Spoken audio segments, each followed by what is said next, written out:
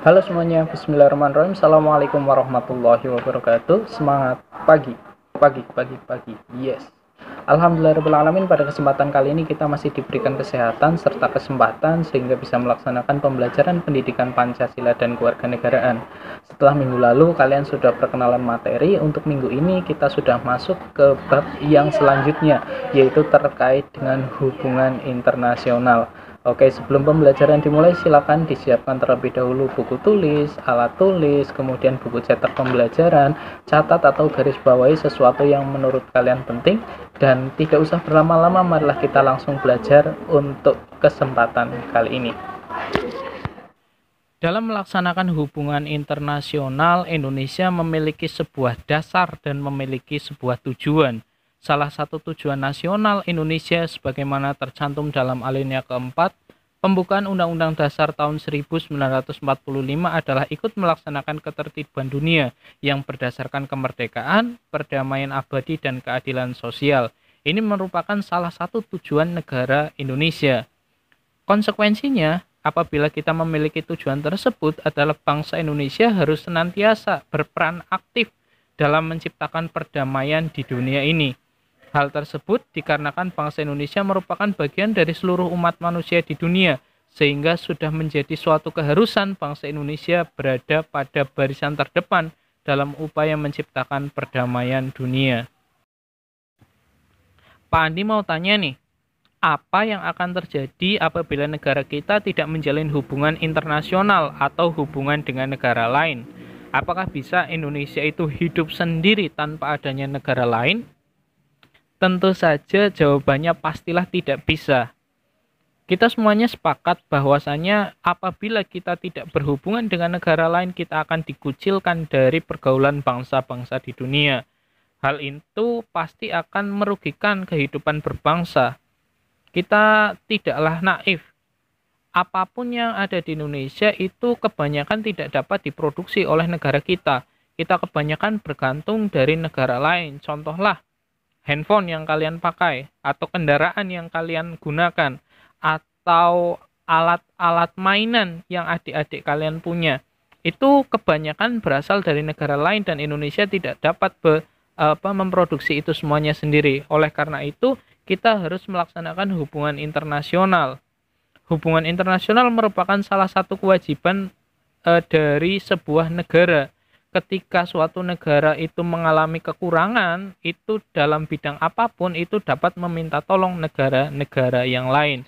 Begitupun sebaliknya, apabila negara yang lain itu mendapatkan suatu musibah atau bencana, kita wajib untuk menolong mereka. Ada beberapa istilah-istilah penting yang harus kalian ketahui dan kalian pahami. Yang pertama yaitu hubungan internasional. Hubungan internasional adalah hubungan yang bersifat global yang meliputi semua hubungan yang terjadi dengan melampaui batas-batas wilayah suatu negara. Contohlah kita berhubungan dengan Malaysia, kita berhubungan dengan Singapura, dan negara-negara lain. Yang kedua adalah politik luar negeri, yaitu seperangkat cara atau kebijakan yang dilakukan oleh suatu negara untuk mengadakan hubungan dengan negara lain, dengan tujuan untuk mencapai tujuan-tujuan negara yang bersangkutan. Kemudian yang ketiga adalah hubungan luar negeri.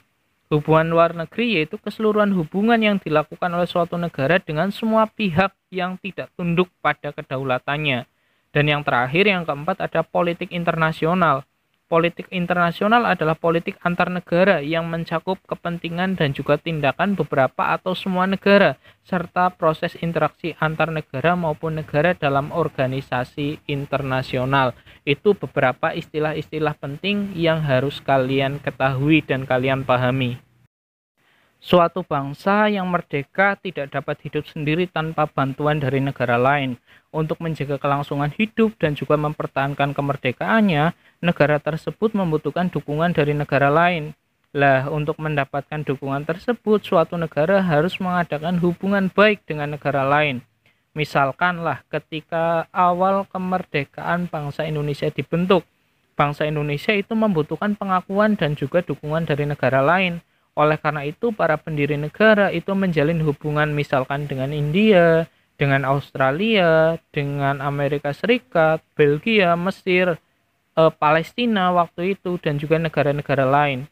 Dan alhasil kemerdekaan Indonesia itu mendapatkan dukungan dari negara-negara lain yang ada di dunia. Kemudian kita juga melanjutkannya sampai sekarang. Bahkan untuk prestasi terbesar kita untuk hubungan internasional itu ada di dalam konferensi Asia Afrika yang dilaksanakan tahun 1955. Itu menjadikan Indonesia sebagai pelopor dalam memerdekakan bangsa-bangsa terutama di kawasan Asia dan juga di Afrika yang waktu itu sebutannya adalah negara dunia ketiga, dan itu merupakan prestasi yang sangat besar untuk negara kita. Suatu negara dapat menjalin hubungan dengan negara lain manakala kemerdekaan dan kedaulatan mereka telah diakui secara yang pertama ada de facto dan yang kedua adalah de jure. Lah, ini sudah kalian pelajari waktu kelas 10. Nah, untuk mengingat-ingat kembali tugas nomor 1, ya, diingat tugas nomor 1, apa yang dimaksud de facto dan de jure. Tugas nomor 1, apa yang dimaksud de facto dan juga de jure. Selain ada de facto dan de jure, ada juga faktor-faktor yang mempengaruhi terkait dengan hubungan internasional.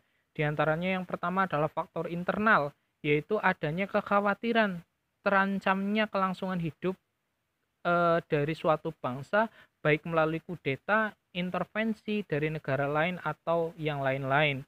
Yang kedua adalah faktor eksternal atau faktor yang berasal dari luar negara tersebut, yaitu ketentuan hukum alam yang tidak dapat dipungkiri bahwa suatu negara tidak dapat berdiri sendiri tanpa bantuan dan kerjasama dengan negara lain. Ketergantungan tersebut terutama dalam upaya memecahkan masalah-masalah ekonomi, politik, hukum, sosial, budaya, pertahanan, dan juga keamanan. Dan materi terakhir yang akan kita bahas pada kesempatan kali ini adalah bangsa Indonesia dalam membina hubungan dengan negara lain itu menerapkan suatu prinsip. Nah, prinsip itu kita namai dengan prinsip politik luar negeri bebas aktif. Maksudnya apa? Maksudnya bebas. Bebas yaitu Indonesia itu memiliki hak yang penuh untuk menentukan sikap dan juga keinginan sendiri sebagai negara yang merdeka dan juga berdaulat, termasuk juga menentukan hubungan internasionalnya. Kita mau berhubungan dengan negara manapun kita bebas tanpa harus ada intervensi dari negara lain. Yang kedua yaitu aktif, yaitu bangsa Indonesia berperan aktif dalam upaya menciptakan ketertiban dunia yang berdasarkan kemerdekaan, perdamaian abadi dan juga keadilan sosial. Itu prinsip yang kita gunakan untuk melaksanakan politik luar negeri, yaitu prinsip luar negeri bebas dan juga aktif. Kemudian tugas nomor 2, setelah tadi tugas nomor 1 sudah disampaikan, sekarang tugas nomor 2 yaitu silakan kalian tuliskan 2 negara saja yang bekerja sama dengan Indonesia, dan bekerja samanya itu di bidang apa, mungkin sejak kapan, terus ketentuannya seperti apa, seperti itu ya. Silakan kalian cari negara-negara yang berhubungan dengan Indonesia atau bekerja sama dengan Indonesia, dan terus kerjasamanya itu di bidang apa, sejak kapan, dan lain-lain. Silakan kalian dicari. Bisa ya, tugasnya hanya 2 dan itu sangat mudah. Ya, baik, itu saja materi yang kita pelajari pada kesempatan kali ini. Silakan apabila ada yang belum mengerti bisa ditanyakan melalui Wapri ke saya. Dan jangan lupa untuk tugas silakan bisa dikirimkan ke forum Google Classroom masing-masing. Ingat, mulai minggu ini di daerah kita sudah melaksanakan PSBB. Tetap menggunakan masker apabila kalian keluar rumah. Kemudian cuci tangan secara rajin menggunakan sabun dan juga air mengalir. Dan terakhir tetap melaksanakan social distancing. Sekian, terima kasih. Semoga selalu di dalam lindungan Tuhan Yang Maha Esa. Billahi taufiq walhidayah. Wassalamualaikum warahmatullahi wabarakatuh.